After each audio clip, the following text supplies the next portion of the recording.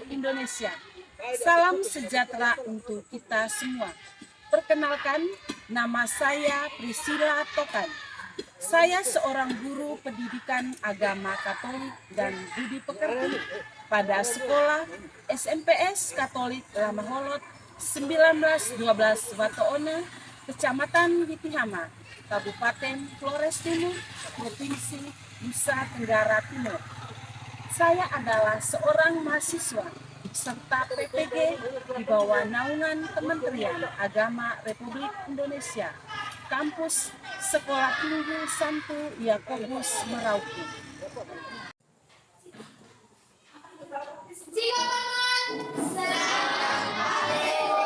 Selamat pagi semua, silakan duduk. Apa kabar hari ini? Semuanya dalam keadaan yang sehat. Sebelum kita memulai pembelajaran kita, saya kehadiran kalian semua. Coba kalian semua menoleh ke kiri dan ke kanan, melihat teman siapa yang tidak hadir hari ini. Semua Ibu. Oke, terima kasih. Ya. Sebelum kita memulai pembelajaran kita, dengan doa. Marilah kita berdoa. Dalam nama Bapa dan Putra dan Roh Kudus. Allah Sang Penolong sejati, kami bersyukur atas pertolongan-Mu yang kami alami dalam hidup setiap hari. Engkau menuntun dan menolong kami dalam hidup setiap hari. Bantuan dan pertolongan-Mu membuat kami tidak pernah khawatir dan takut dalam menjalani. Doa ini kami sampaikan kepadamu lewat perantara Kristus Tuhan dan Juru Selamat kami. Amin. Dalam nama Bapa, Putra dan Roh Kudus. Terima kasih kepada Asti. Silakan adik-adik sekalian. Hari ini masuk pada tema yang berikut, yaitu kemampuanku terbatas. Coba masih, apa itu kemampuan? Kemampuan itu apa? Ya, Astrid. Talenta yang diberikan oleh Tuhan. Ya, talenta atau bakat yang diberikan Tuhan sejak kita masih dalam kandungan ibu. Kemampuan. Sekarang kita lihat yang berikut, yaitu kemampuanku terbatas. Di sini ada beberapa tujuan pembelajaran yang akan kita capai pada pembelajaran kita hari ini. Yaitu yang pertama, peserta didik mampu menyebutkan berbagai keterbatasan yang dimiliki manusia. Yang kedua, peserta didik mampu menjelaskan sikap yang sering muncul pada saat seseorang mengalami keterbatasan. Dan yang ketiga, peserta didik mampu menjelaskan kitab suci Injil Markus bab 4 ayat 35 sampai dengan 41. Ya, baik adik-adik, sebelum kita memulai pembelajaran kita lebih kepada pemahaman bermakna, saya minta kalian semua berdiri untuk kita speaking dulu. Saya lihat kamu tidak semangat hari ini. Apa kabar? Baik. Kalian untuk belajar siap. Semangat semuanya. Dengan saya sama. Kita semuanya hebat. Bukan dari anak pada Bagi siap.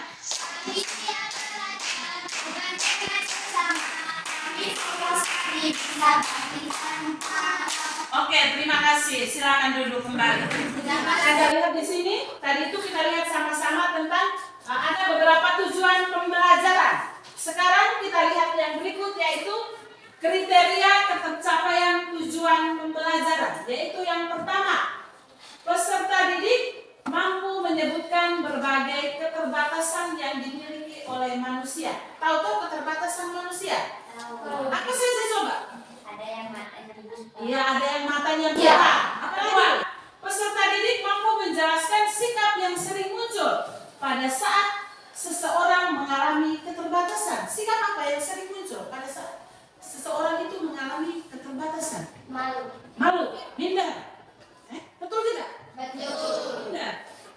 Contoh saja, yang punya mata buta, pasti dia lihat orang banyak itu pasti dia minder. Banyak orang mata tidak bisa lihat, gitu toh. Berarti sikap yang pertama itu dia minder, malu.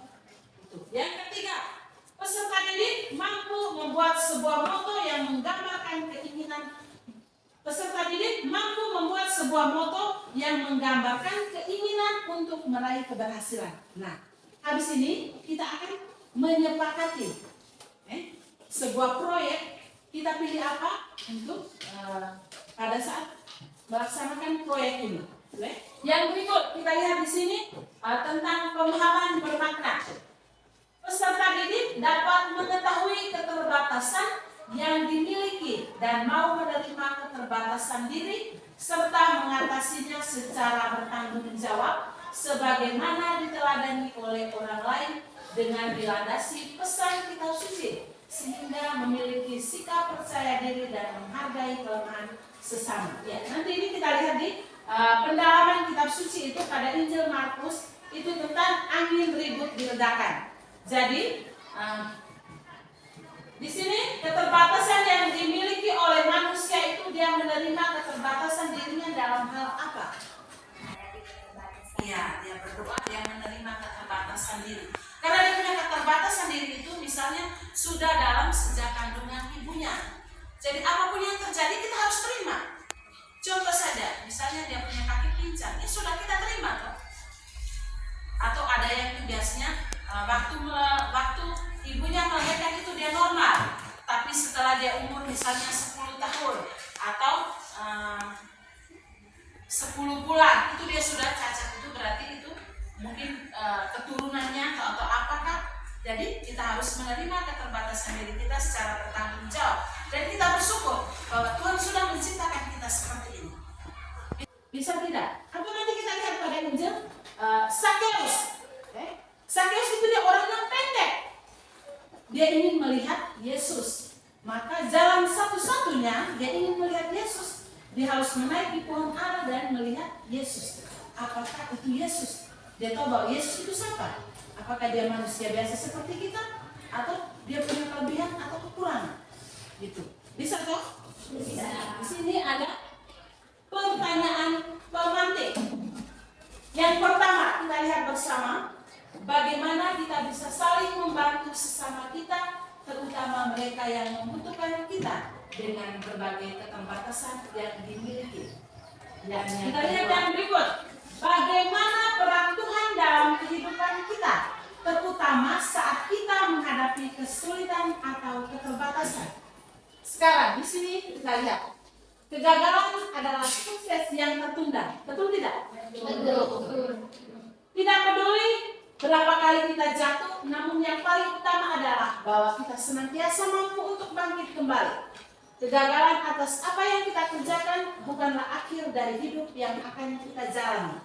Keterbatasan adalah salah satu fakta yang tak dapat dipungkiri oleh setiap orang yang pasti memiliki keterbatasan. Di sini kita lihat ada beberapa jenis-jenis keterbatasan manusia, yaitu yang pertama, keterbatasan kemampuan intelektual. Itu tentang apa? Yang kedua, keterbatasan psikologis. Dan yang ketiga, keterbatasan ekonomis.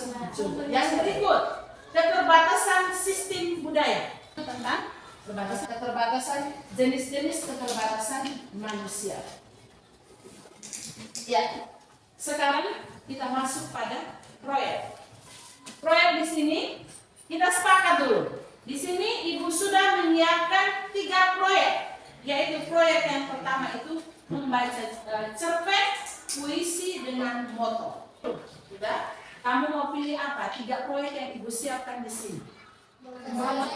Moto saja. Moto lebih bagus? Ya. Atau puisi? Moto. Ya, moto saja.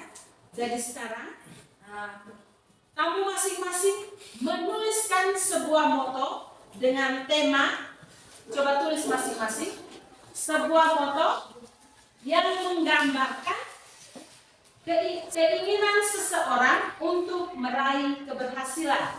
Sudah? Ya. Foto ini kasih waktu kamu 20 menit mulai dari sekarang mengerjakan. Sudah? Oh, dia punya bagus sekali. Nama siapa namanya? Oh, dia punya jadilah pribadi yang bisa memberikan motivasi dan inspirasi bagi orang lain. Oke. Sudah semuanya? Jadi bahkan sudah? Sudah? Juven sudah? Oke. Kalau sudah, masing-masing mempresentasikan yang moto yang tadi itu di depan, satu-satu. Sudah? Kita mulai dari Perubahan dimulai dalam diri sendiri. Jadilah perubahan yang kamu inginkan.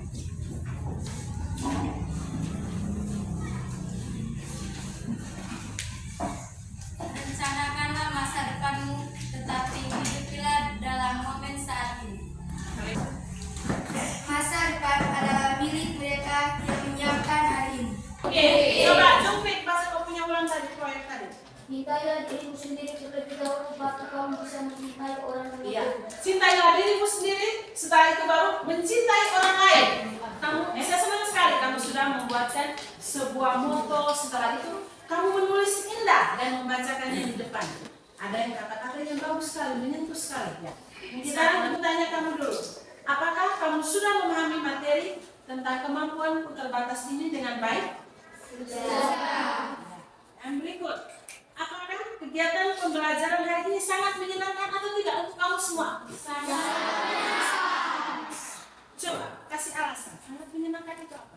Yang ketiga, nah itu tentang refleksi dari peserta didik untuk hari ini. Sekarang kita masuk pada pendalaman teks kitab suci. Saya tanya dulu, ini hari kita pembelajaran agama Katolik. Apakah semua membawa kitab suci? Bawa. Oke, baik. Ibu minta coba kamu duduk per kelompok sebelum kita membaca dan mendalami teks kitab suci. Masing-masing membuka pada Injil Markus. Injil Markus, sudah? Injil Markus 4 ayat 35 sampai dengan 41. Ibu minta Femi membacakan teks kitab suci tersebut di depan kelas. Teman-teman yang lain, coba kita mendengar supaya setelah ini Ibu kasih kamu kelompok diskusi untuk menemukan beberapa pertanyaan yang Ibu berikan. Dengan Diledakan. Pada hari itu, waktu hari sudah petang, Yesus berkata kepada mereka, "Marilah kita bertolak ke seberang." Mereka meninggalkan orang banyak itu, lalu bertolak dan membawa Yesus beserta dengan mereka dalam perahu, tidak di mana Yesus telah duduk, dan perahu-perahu itu juga menyertai dia. Lalu dia berkata kepada mereka, "Mengapa kamu begitu takut? Mengapa kamu tidak percaya?" Mereka menjadi sangat takut dan berkata seorang kepada yang lain, "Siapa gerangan orang ini sehingga angin dan danau pun taat kepadanya?" terima kasih kepada Femi yang sudah membacakan kitab suci. Ya. Bacaan tadi itu tentang apa? Bacaan kitab suci yang diledakan. Murid-murid merasa takut. Karena apa tadi? Merasa takut karena air laut masuk ke dalam mereka. Jadi para murid itu mempunyai keterbatasan. Dan mereka takut. Ini pasti kita tenggelam. Maka mereka mengatakan kepada satu sama yang lain, karena Yesus pada saat itu berada dalam perahu tetapi kan tidur. Mereka takut dan mereka membangunkan Yesus untuk menyampaikan maksud dan tujuan mereka tadi. Lalu coba kamu lihat, kamu berdiskusi dan menemukan pesan teks kitab suci dengan bantuan pertanyaan. Di sini Ibu siapkan ada 3 pertanyaan di sini. Yaitu yang pertama, apa saja keterbatasan yang dialami dan dihadapi oleh para murid Yesus? Sudah? Yang kedua, bagaimana sikap para murid Yesus dalam menghadapi keterbatasan tersebut? Dan yang ketiga, sebagai orang beriman, inspirasi apa yang dapat kalian dapatkan dari sikap dan tindakan para murid Yesus dalam menghadapi keterbatasan diri mereka? Ini 3 pertanyaan. Masing-masing dengan bantuan teks kitab suci tadi. Mulai dari sekarang, Ibu kasih waktu 10 menit. Pilih salah satu anggota kelompok untuk membacakan hasil diskusinya di depan. Bisa dikerja sudah mulai dari sekarang.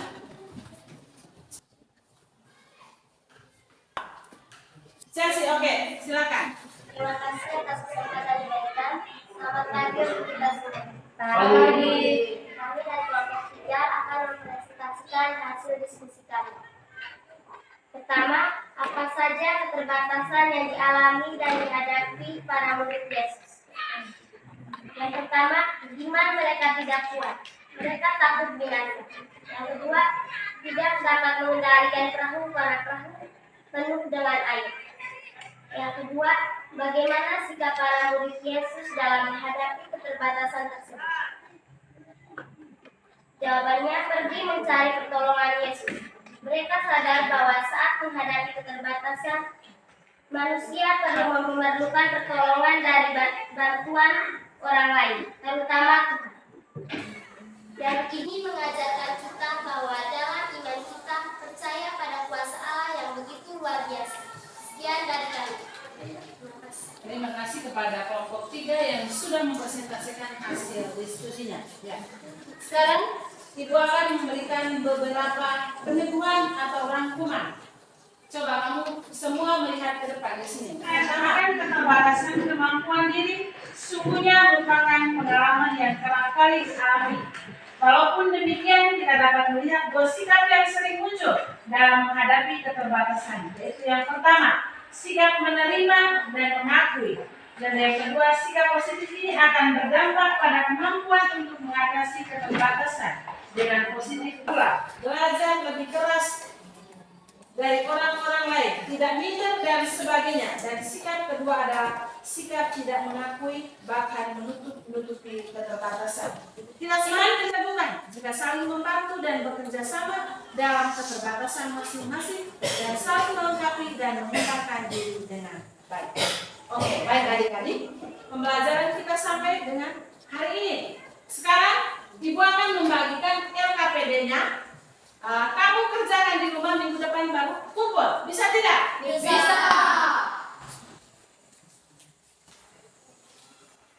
Masing-masing kerjakan, tulis nama, minggu depan dikumpulkan. Baik. Memiliki adik-adik kemampuan terbatas sampai dengan hari ini. Sebelum kita menutup kegiatan kita hari ini, saya minta kita semua berdiri untuk berdoa. Dan kita diminta untuk berdoa. Dalam nama Bapa dan Putra dan Roh Kudus. Amin.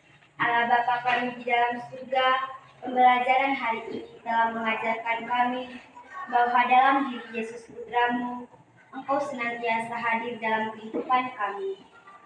Pengalaman yang dialami para murid Yesus telah mengajarkan bahwa tidak ada yang mustahil bagimu.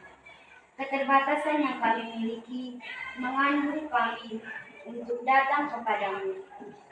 Bantulah kami dengan kekuatan Roh Kudus-Mu, agar kami mampu menerima keterbatasan kami dan menghadapinya dengan senantiasa membuka diri pada pertolongan rahmat dan berkat-Mu.